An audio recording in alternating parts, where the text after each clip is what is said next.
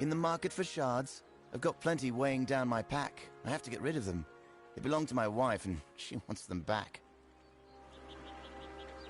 I've been out here for weeks. Getting in is the easy part. It's getting back out that will get you killed. Lucky for me, Wenson and his friends have their oratory out here. Whatever an oratory is. They've never let me inside. Sure, Wenson and me are close friends, like brothers.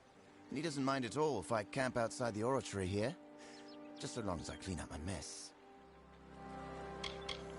Apparently he's a legendary knight of the House of Ballads, its ruler. But I've never seen him slay anything. He doesn't even own a crown. I don't call any one village or city home. No, I'm a wanderer by nature, a merchant by trade. Most people just assume it's because I'm a restless spirit. Actually, it's because my wife wants me dead.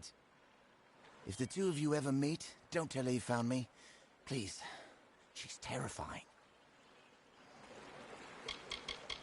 It's a mystery to me. Fae come and go, but none of them ever pay me much mind. A while back, one of them dropped something in passing. They called it a cairn. I had it in my possession for one glorious night, before they pried it from my grip. Magic, I suppose. They don't seem to do much of anything on their own. I heard Wenson mention something about an echo stone, but I don't know what that is. Sounds like trouble to me.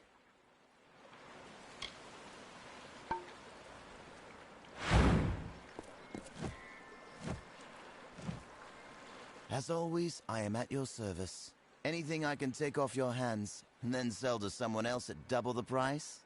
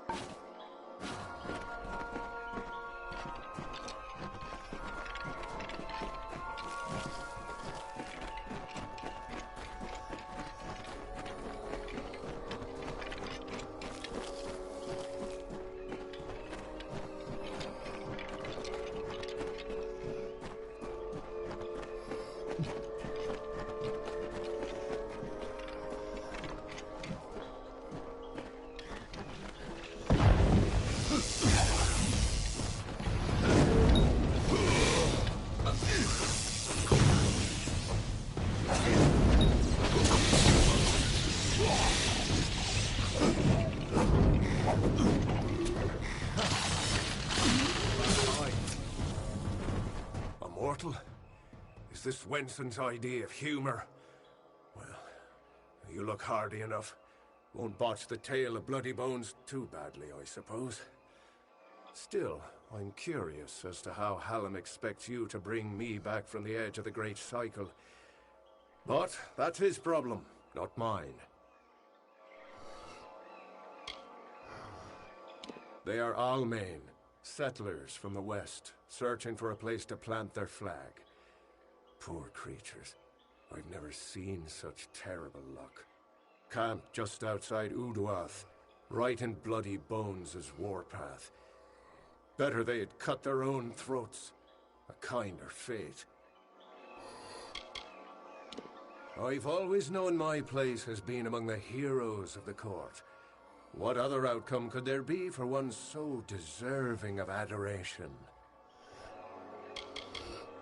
You dustlings have a similar concept. I believe you call it death. But there is no elegance in your mortality, no poetry.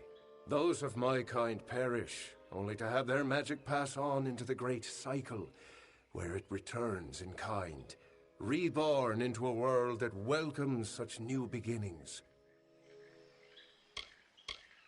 The Duke of the Cursed Fomorians, Slayer of Pombero and Protector of the Mabinogi.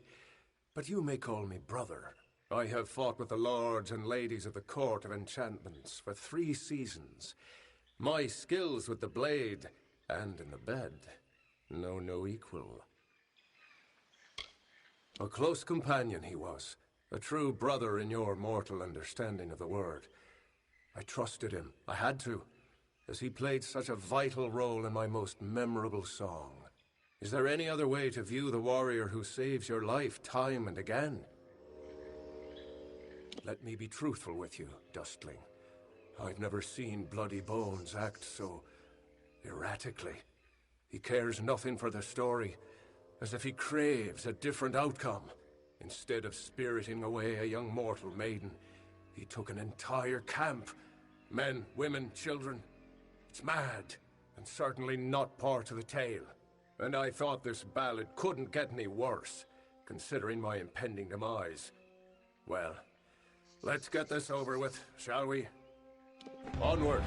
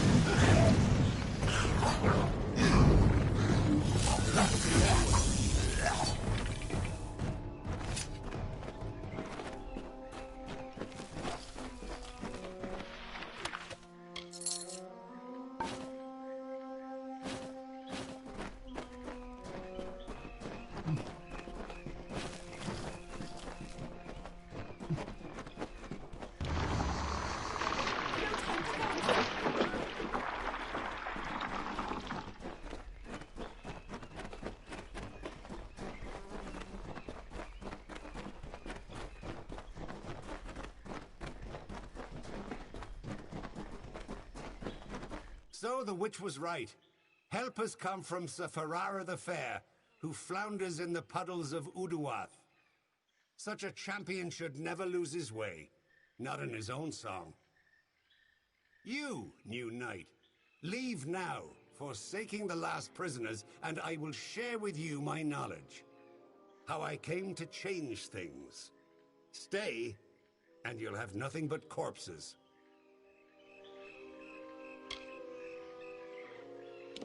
They are safe, but while mortals have no cares, they also have no time. I can keep them here in Uduath for as long as I wish, until they are but dust. Oh, I don't know who she is. I don't care. What concerns me is power. The power to end this pitiful design. In every song, the summer champion triumphs. His enemy falls.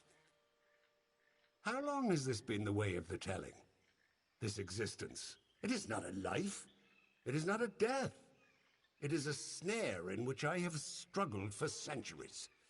No more.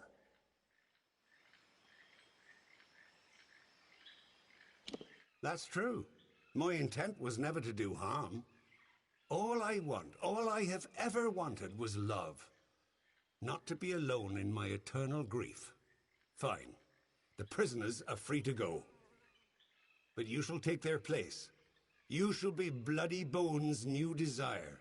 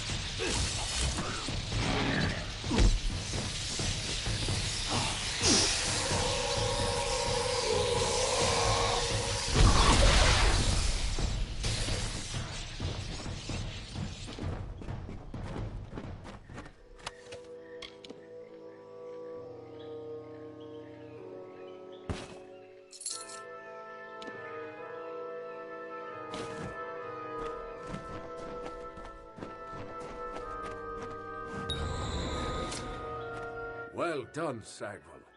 You have proven yourself worthy of the name. Hallam's trust in you was not misguided. I don't know what to make of Bloody's tale, but it has the ring of truth to it. We must return to Wenson and tell him what we've learned here in Uduath. Keep moving.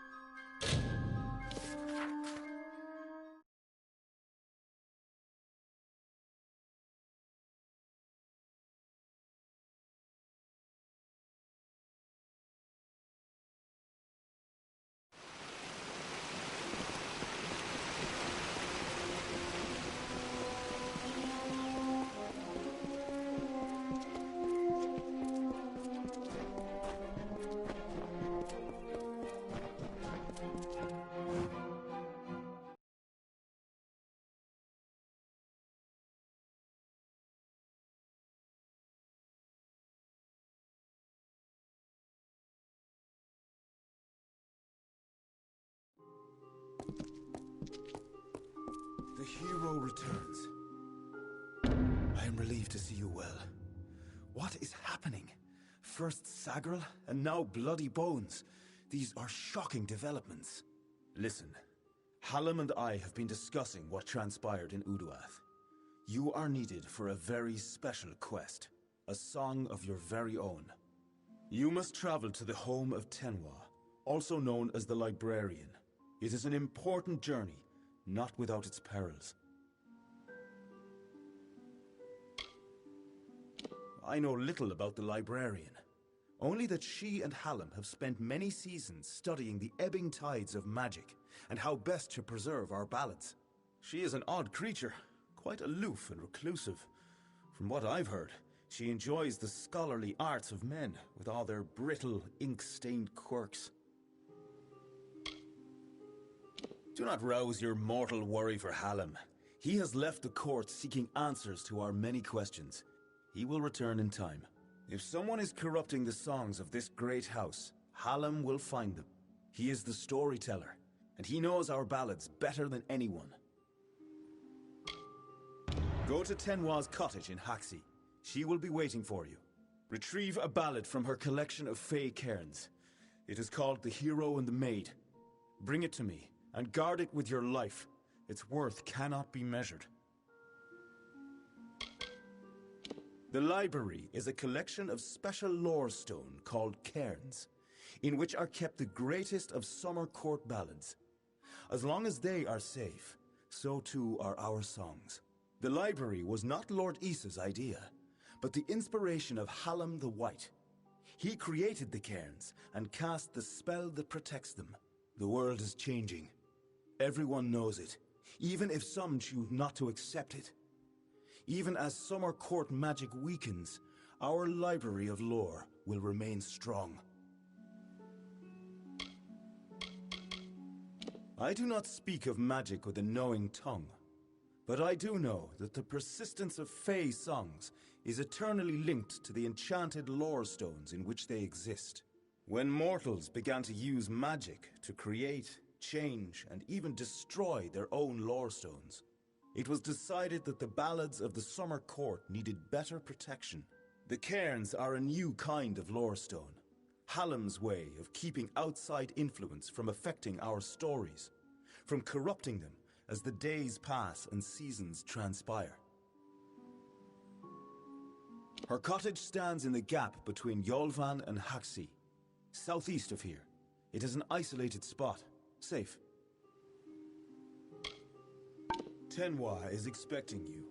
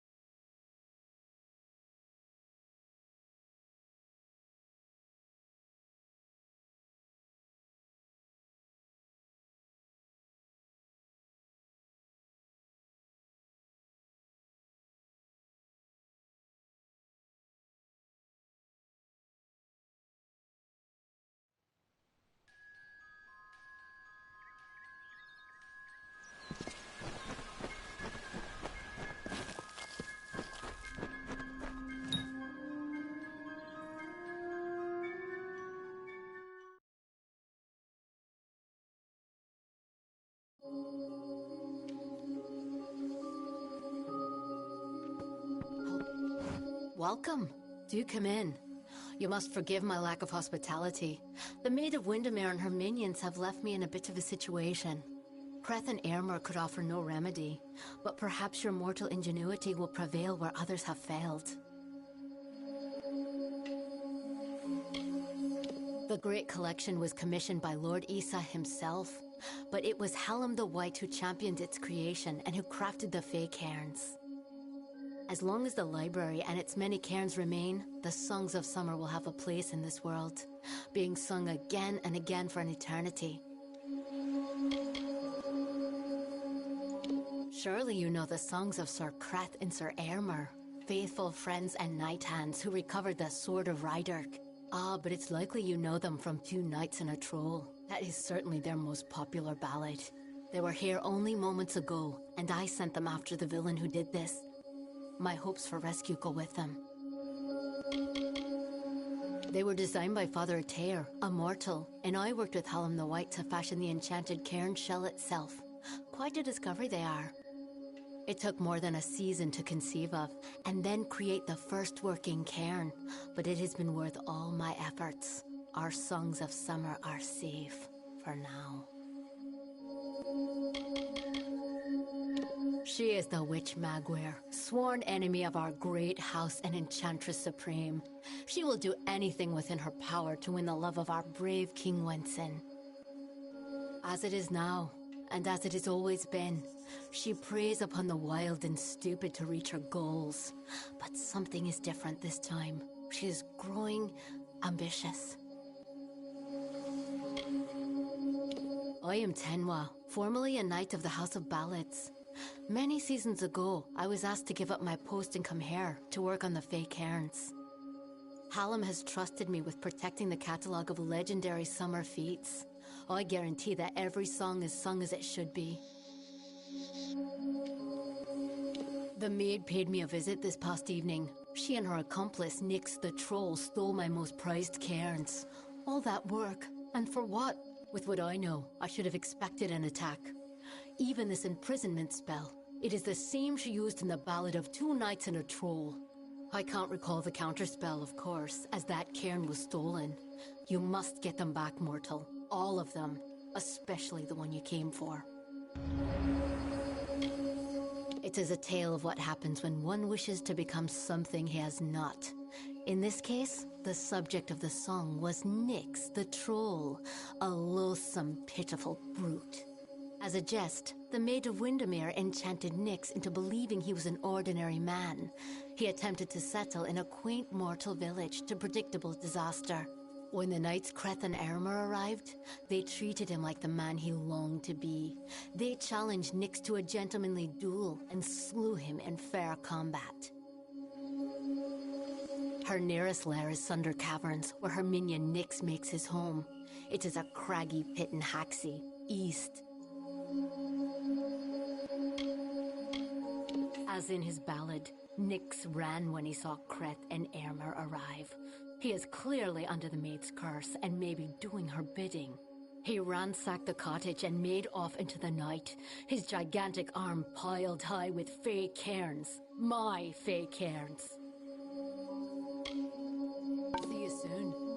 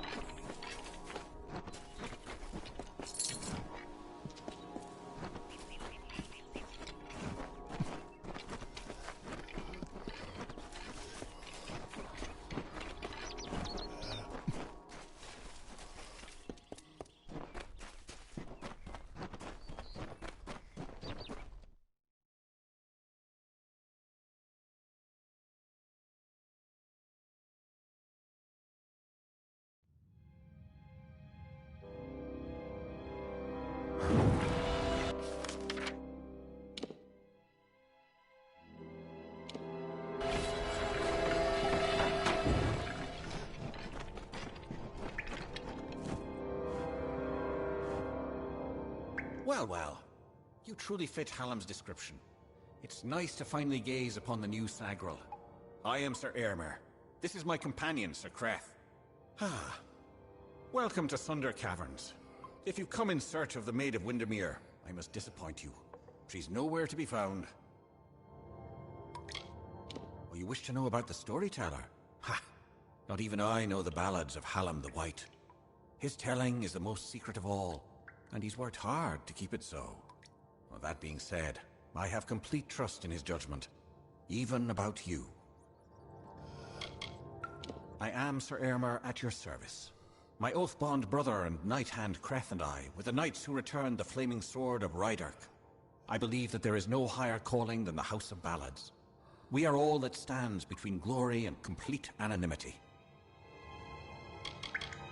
He is my shadow, always there when I need him, and his courage never falters. We are one. When ballads call for Sir Airmer, Sir Creth will be close behind. It was the fabled blade used to beat back the Balgan during an incursion many seasons ago. Creth and I still argue over which of us the blade truly belonged to. You too? Well, I managed to find one, but there are plenty more. The Maid had them. She was here one moment, but gone the next, as is her way. She did leave behind her old ally, Nyx the Troll, to give us a bit of trouble and slow our pursuit. Creth and I have fought Nyx more times than I dare count. You could say he's an old friend. If you're interested in joining our little hunting party, feel free.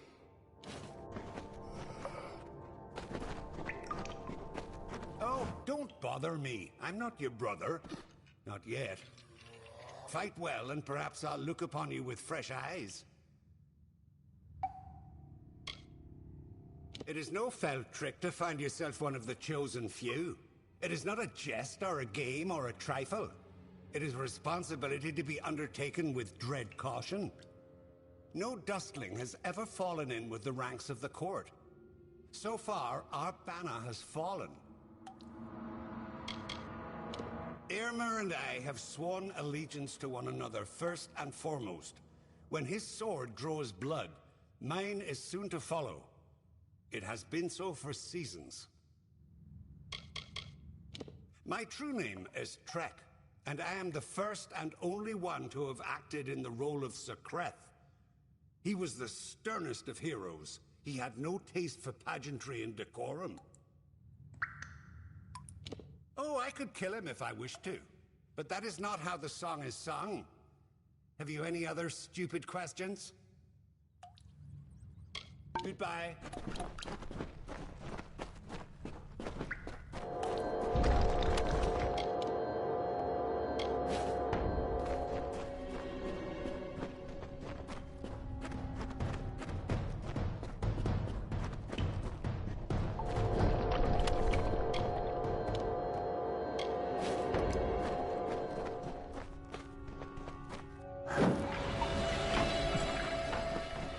Look who's here.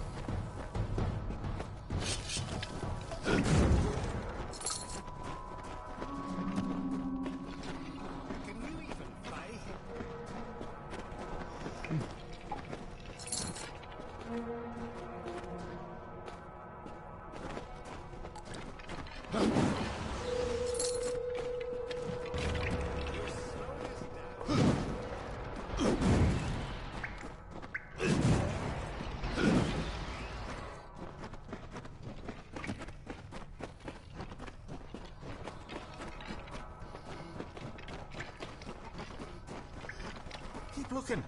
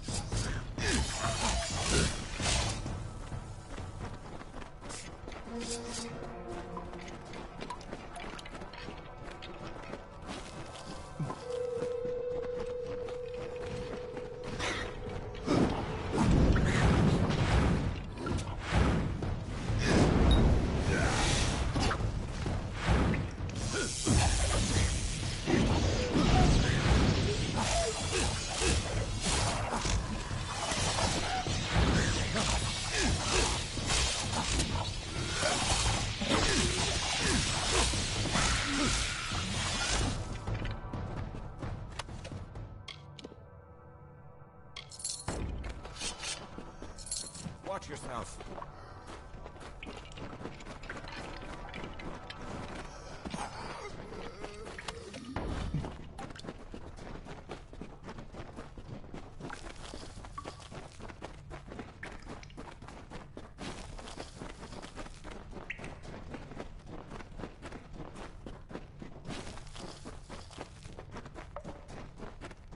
Oh, you're much too slow.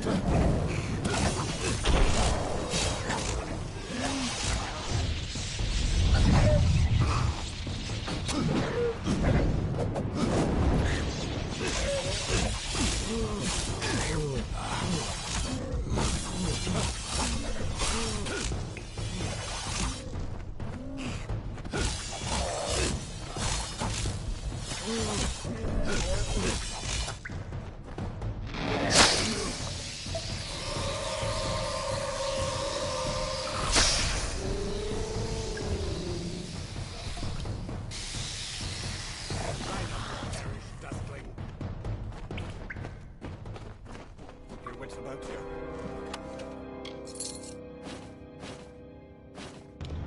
That wasn't so terrible now, was it?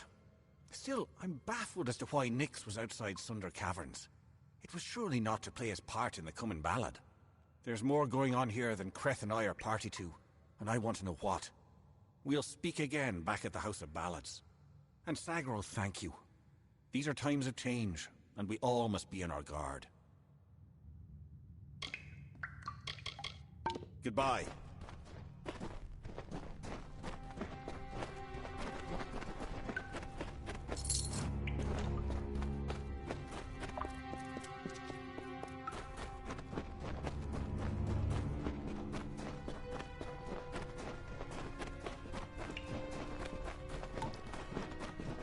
Come on.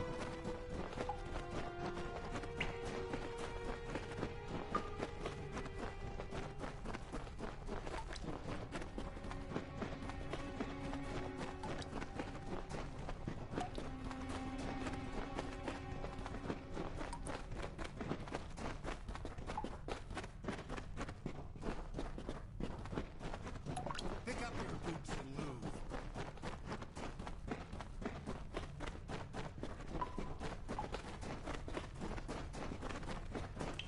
Oh, you're much too slow.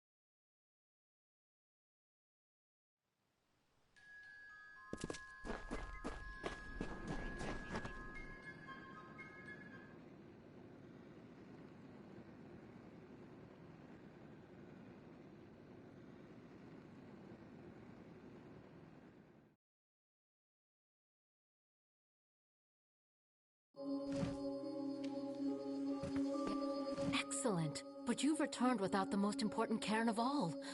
Troubling. But this is a challenge for later. For now, you must break this cursed spell.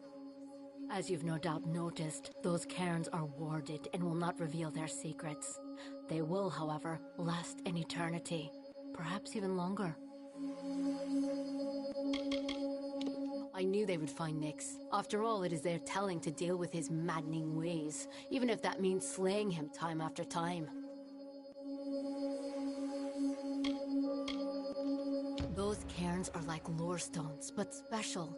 They're enchanted, and the only way to unlock their contents is to use the Echo Stone. The one in the next room is one of Hallam's early attempts, but it should work. Go listen to Two Knights and a Troll. Find the words that will free me from this prison. It is a form of magic new to our kind, a creation of our own Hallam the White. It is what he and I have been doing here in the library these past few seasons. Lore stones have become a common magic among the young races. They are readily made, changed, and defiled. We Fae need a new currency of telling, a new way. The Echo Stone and the Fae Cairns are the latest in a series of experiments, as Hallam and I seek a way to protect and perpetuate our greatest songs. It is a magical shrine, specially created to hold the most glorious of Fae songs through tragedy and time. There is one in the other room. See you soon.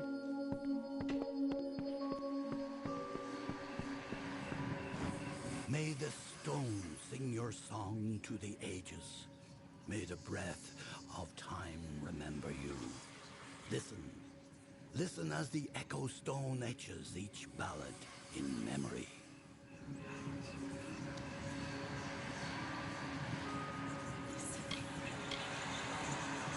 The story of two valiant souls I bring. Of the lords named Aermer and Creth I sing. Two hearts united against common foes. The thoughts of one in mind, the other knows. Lord Creth of knights, most stoic and grave. Lord Aermer's hand and shadow the brave. And gentle Aermer, his equal in might. Dawn to Creth's, the Maid of Windermere, corrupted its soul. The troll named Nyx had a most troubled heart. In nature was it displeased with its part. It hated its difference from the norm, and wished to shed its current form. In grief it went to the Maid of Windermere. She motioned to Nyx and beckoned him near. "It is your wish to be human, I see," she whispered to the troll in glee. "I shall grant your wish and make you so. You are a human now," she cackled. "Go." And so the troll named Nyx to town it came, never suspecting it was still the same. It crushed the road and split the wall, and Creth and Aermer were sure to fall. They faced the troll and fought to no avail.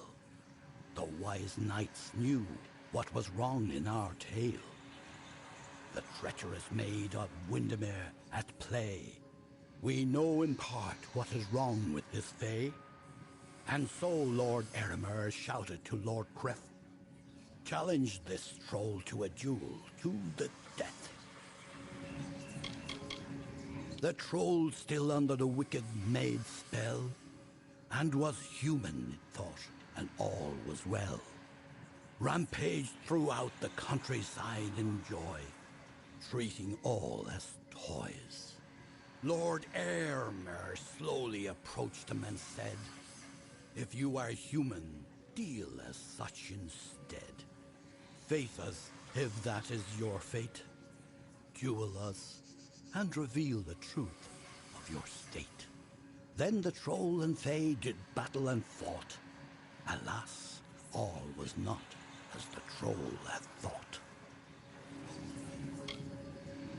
After he had won, Lord Creth said to Nyx, with a mind to ease and a will to fix, "You are a troll, and that is good, my friend. You have no faults, no wrong to mend. But if it be your wish to join their kind, a better way you must find. There is naught wrong with following your will, as long as it does not bring others ill." Again the heroes of honor stayed true. The story of a troll, and the knights too.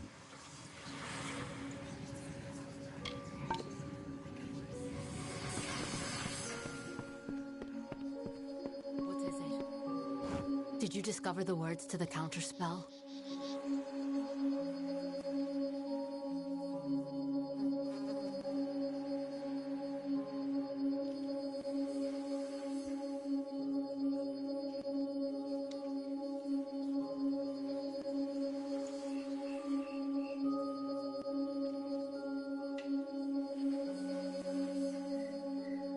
I thought that was it. Apparently not.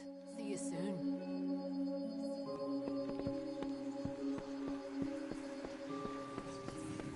May the stone sing your song to the ages.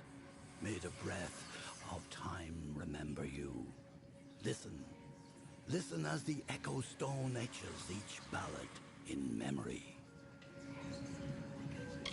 After he had won, Lord Creth said to Nyx, with a mind to ease and a will to fix, "You are a troll, and that is good, my friend. You have no faults, no wrong to mend. But if it be your wish to join their kind, a better way you must find. There is naught wrong with following your will, as long as it does not bring others ill." Again the heroes of honor stayed true. The story of a troll, and the knights too. Yes. Are you ready to speak the counterspell?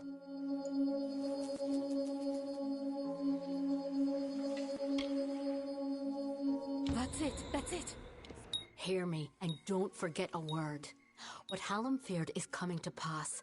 Somehow, using a new and twisted magic, the Maid of Windermere hopes to alter the telling.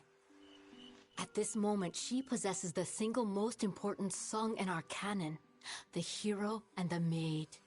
If its story changes, we are all at risk. You must warn the House of Ballads. Time is running out for all of us. It is a tale of what happens when one wishes to become something he has not. In this case, the subject of the song was Nyx the Troll, a loathsome, pitiful brute. As a jest, the Maid of Windermere enchanted Nyx into believing he was an ordinary man. He attempted to settle in a quaint mortal village to predictable disaster. When the knights Creth and Ermer arrived, they treated him like the man he longed to be. They challenged Nyx to a gentlemanly duel and slew him in fair combat. The Great Collection was commissioned by Lord Issa himself, but it was Hallam the White who championed its creation and who crafted the Fey cairns. As long as the library and its many cairns remain, the songs of summer will have a place in this world, being sung again and again for an eternity. It is a form of magic new to our kind, a creation of our own Hallam the White. It is what he and I have been doing here in the library these past few seasons. Lore stones have become a common magic among the young races. They are readily made, changed, and defiled. We Fae need a new currency of telling, a new way. The Echo Stone and the Fey cairns are the latest in a series of experiments, as Hallam and I seek a way to protect and perpetuate our greatest songs. They were designed by Father Atair, a mortal, and I worked with Hallam the White to fashion the enchanted cairn shell itself. Quite a discovery they are. It took more than a season to conceive of, and then create the first working cairn, but it has been worth all my efforts. Our songs of summer are safe, for now. It is good you killed him. He deserved it for working with the likes of the Maid. Of course he will be back, so don't get too self-congratulatory. I am Tenwa, formerly a knight of the House of Ballads. Many seasons ago, I was asked to give up my post and come here to work on the fake cairns. Hallam has trusted me with protecting the catalogue of legendary summer feats. I guarantee that every song is sung as it should be. Go find Wenson and Hallam.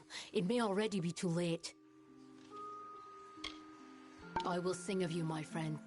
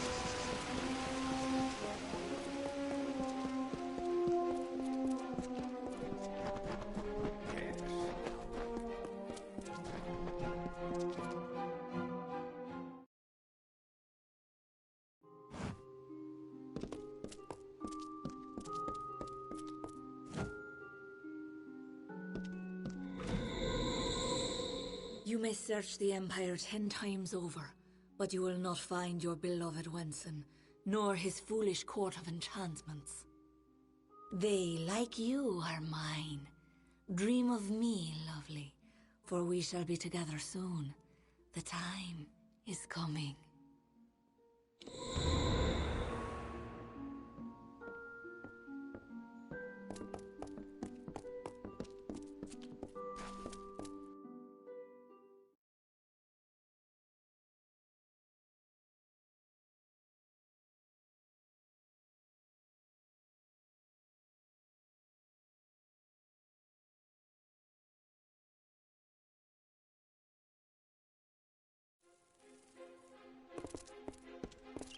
Good. You are well. The same cannot be said of the king, nor of the court of enchantments. In my absence, the Maid has taken them all. Tenwa says that the greatest of ballads, the hero and the Maid, was not recovered. This song, above all the others, must be found. You have acted as our agent thus far, Sagril. Do you continue to stand by us? With all our heroes gone, you may very well be our last light in the darkness.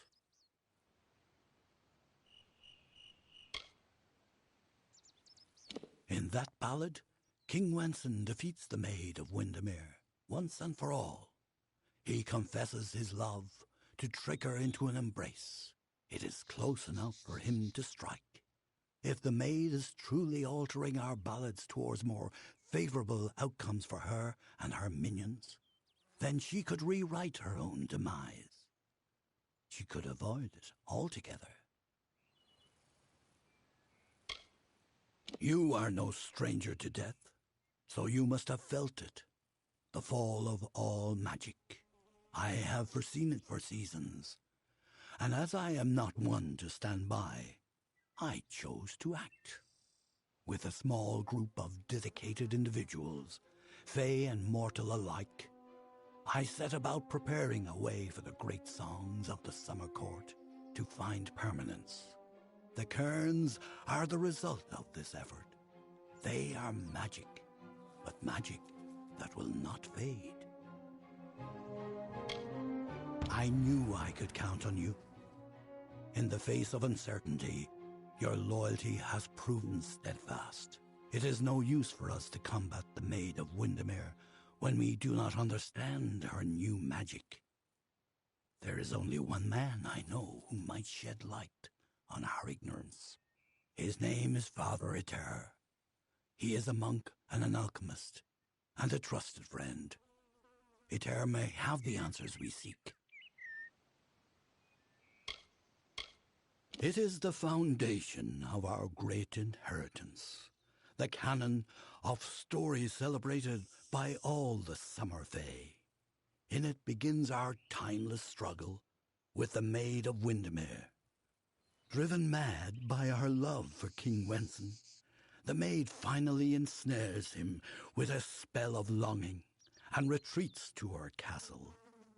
There she waits to consummate the union. All is not lost.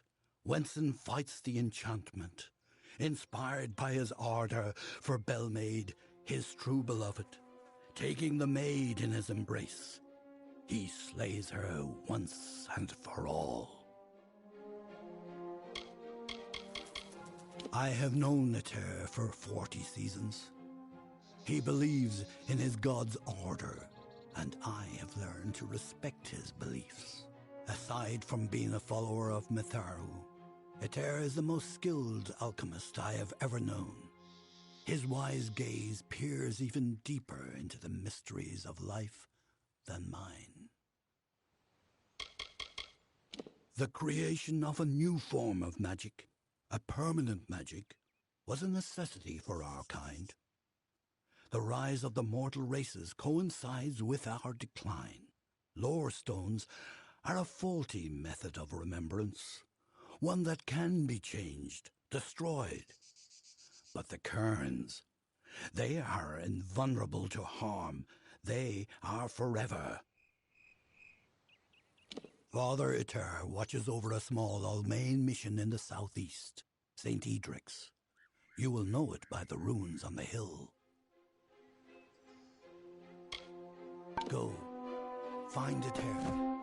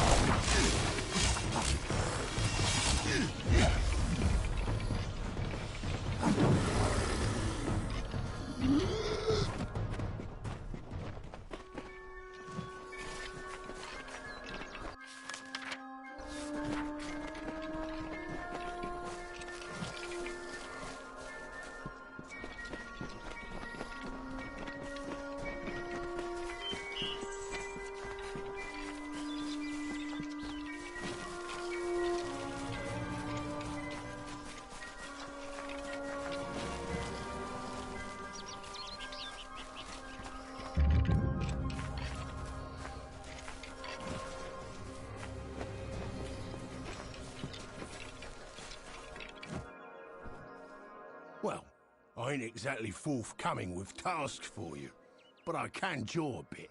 What's needed? Grilgaren's the tempting bit of fate that runs Star Camp. You'll have to go through her if you want to work in Dalentarth.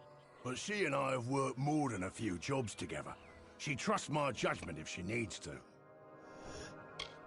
Oh, don't mind me or nothing. Just an interested party, that's all. That's all. Good, clean folk. Well, mostly clean, and mostly good. We live our lives in the wilds, making a living however we can.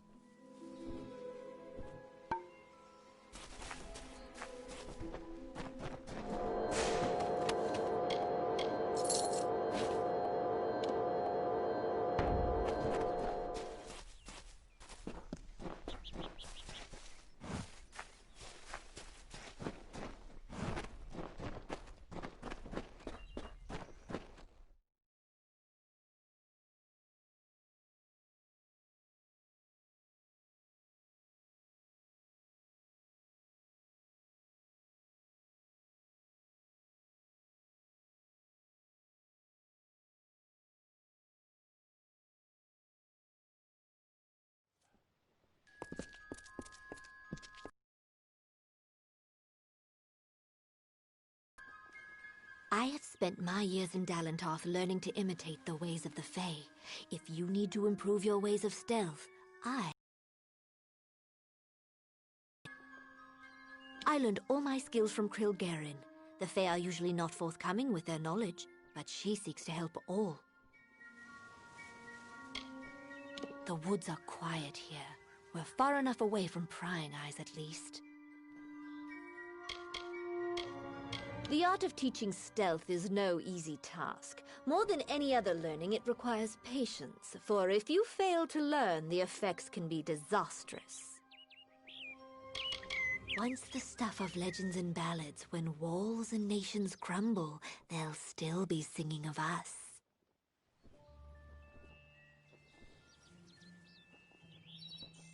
He let the steps fall silently.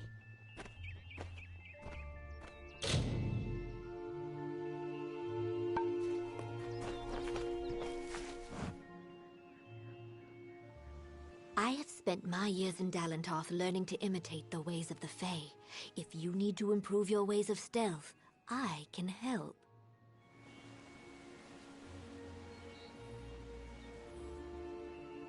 Where the shadows dwell. Careful out there. Yeah? What's a wanderer like you want, cutting tongues with me? Ain't no merchant, Burke. She may not understand everything about us, but she watches over everyone in camp. Star Camp is lucky to have her. Life under the stars, warm nights. A man could do worse. And we're close to civilization, if we need be. We're the ones that survive everything. Stragglers and beggars. Be it war, unrest, or famine. It pays to live on your feet. Pleasant travels, Burke.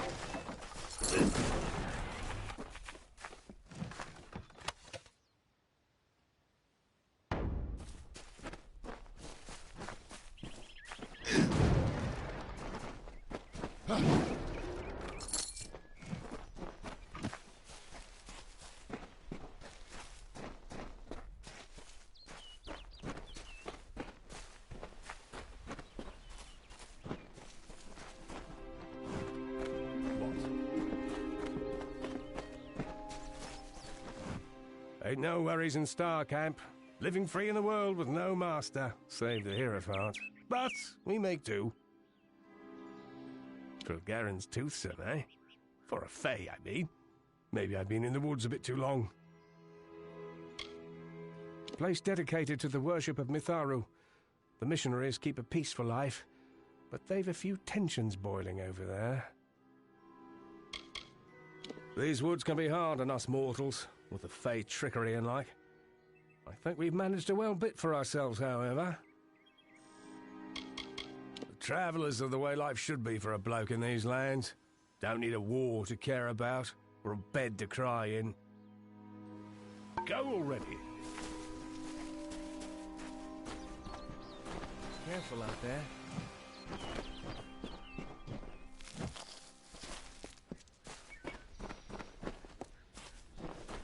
So quiet lately. The dust of the road rises to meet you, Wanderer. Welcome to Star Camp. I am Kilgaren. I am unfamiliar with the title the Knave of Coins. But as I understand, it grants me responsibility for this camp and its travelers. I know the lands and shadows and winding paths the travelers use. I heed no law or creed of property. For that, I am given leadership. When others feared to even speak to Fae, Grimm came and introduced me to the travelers. Ever since, a more stalwart ally I cannot think of. This place has been walked by many, and this copse was hollowed ground once. We maintain it. You are young among our number. I would not color your perceptions of the Hierophant with my own. We are many things, but what the travelers are to most are thieves. We follow our own way. Then Grimm has appraised you and found you of worth. But there is another you must appease, our guide, the anonymous Hierophant. Go to the Hierophant shrine in our camp and pray, as all travelers must. We have many freedoms and one chain. A traveler lives by his or her hands and guile. You must do the same. Trader Haydn sells items to supplement these skills if you need.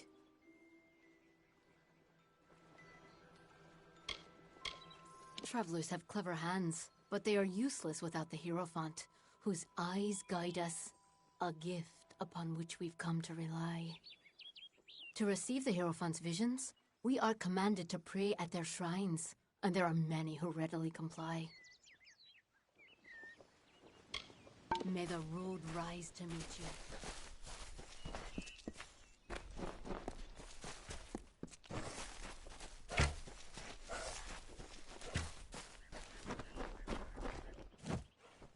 Yeah?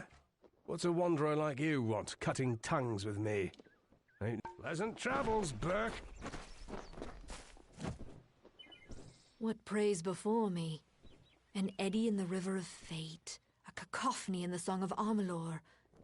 Your presence is unnerving, but you have come and prayed, and honored our creeds. You wish to make yourself a traveler? Then ask me for my portents. For true trust, for true compliance, the Hierophant must have no weakness, nor fault, nor lapse. In other words, the Hierophant must be no one.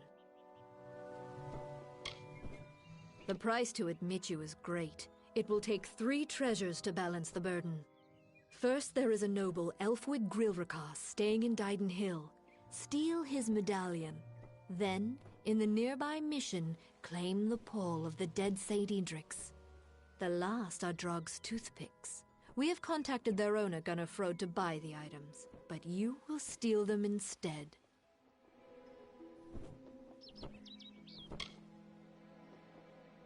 Yes, some final warnings.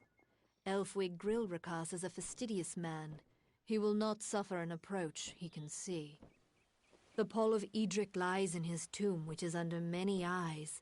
Wait until none are near before you claim it. And last, Gunnar Frode is shifty. He will not have the daggers on him or near him. Be warned.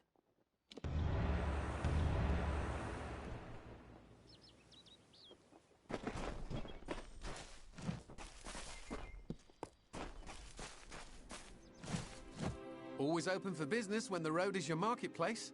Are you looking to buy items or sell them?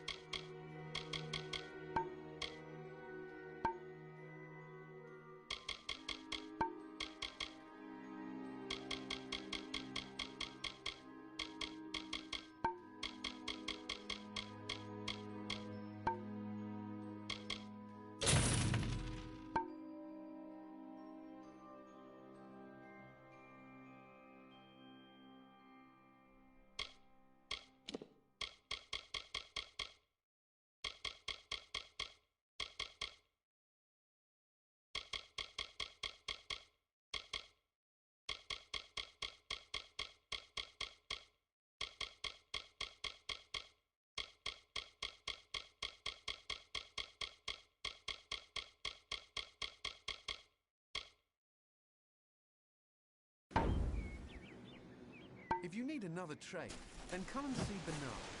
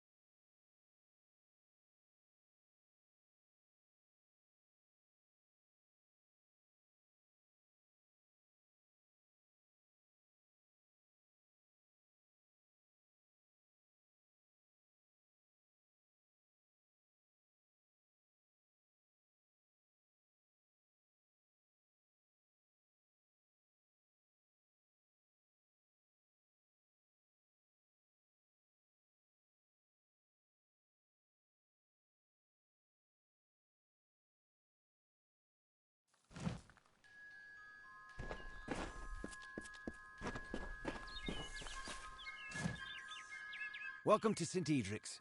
You're here to meet with Father Eter, yes? The Father's always playing host to interesting individuals such as yourself. His quarters are on the second floor of the mission bunkhouse. Most of his days are spent inside working on his research. I don't understand a word of it.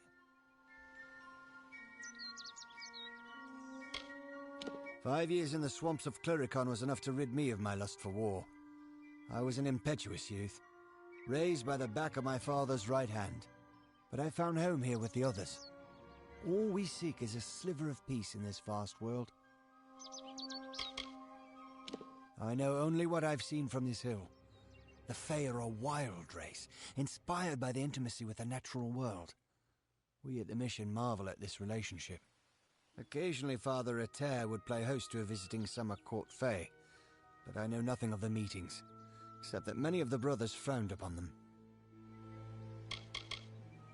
I'll admit that the Eastern lands are beautiful in their own way. Like Dalentarth, the forests and swamps are ruled by Fae folk, but a far more sinister variety. Cluricon should be seen, but I advise that you wait until after the war passes before you pay your ship's passage. It dried up several months ago, so we sent several brothers down to try and find some deeper reserves. Father Eter had great interest in Mitharu's natural splendors. He volunteered to lead the project, with Wolf by his side, of course. No, I knew that they were arguing, but I never imagined that it would lead to murder. It's enough to make a man question his faith. Father Eter and his apprentice brother Wolf, they were inseparable, like a true father and son.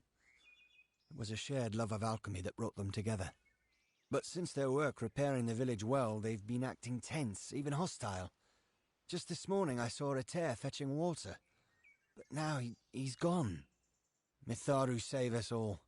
You're free to search the bunkhouse. Please, if you can shed any light on this tragedy, we'll do all we can to assist you. In another life, Wolf was a butcher in Galafor. He's a naive sort, and his gifts do not lie in prayer. But Father Eter believed that Wolf had been called. The Authority is the one true father to all humankind. It is by his grace and order that we are able to survive the trials of this world. He tests us in all that we do. Our goal, as set forth by St. Edric, is to find the order in nature, in every blade of grass and curling leaf. For these designs are the Authority's most beguiling. This mission was established 20 years ago. The gardens and fauna pens were Father Eter's idea. He marveled at Mitharu's gifts, the magic in the world around us. Goodbye.